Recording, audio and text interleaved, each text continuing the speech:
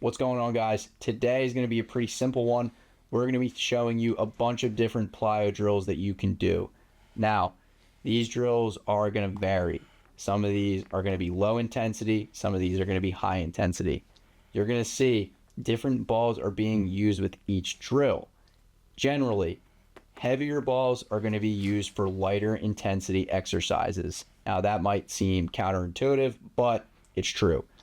The heavier balls are actually going to put less stress on your arm because your arm gets into better positions when throwing a heavier object than a baseball. Fun fact.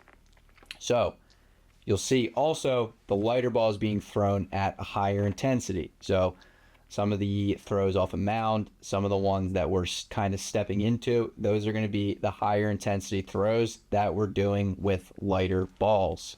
The exercises that you do completely depend on what you're training for. So the exercises with the lighter balls, that's going to be for velo training. That's going to be for the off season. That's going to be for trying to actually gain miles per hour to your fastball. The other ones are going to be more for arm health and arm care.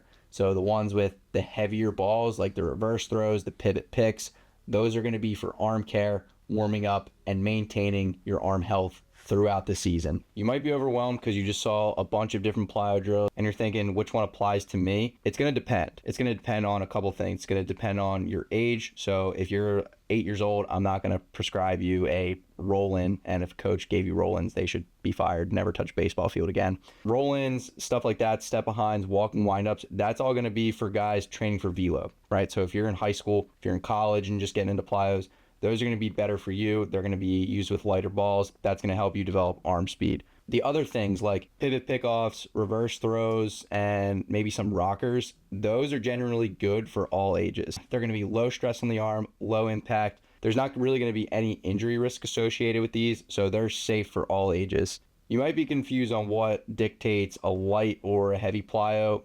Basically, a light plyo is going to be anything under the weight of a baseball. And if you don't know, a baseball is 5.25 ounces. Anything under that would be considered a light ball. Anything over that would be considered heavy. Usually plyo sets have like a 3 ounce, a 5 ounce, a 7, a 1 pound, a 2 pound, and a 4 pound. That's pretty standard across the board. Some plyo companies differ. It doesn't really matter which ones you do. Your arm doesn't know the difference between a 1 and a 1.5 pound. Sometimes there's a 4 ounce, sometimes there's an 8 ounce. Doesn't really matter too much. The basis is there of what they need to be used for. Hope you guys enjoyed it. Hope you guys took something out of it. If you liked it, leave a like down below. We'll catch you on the next video.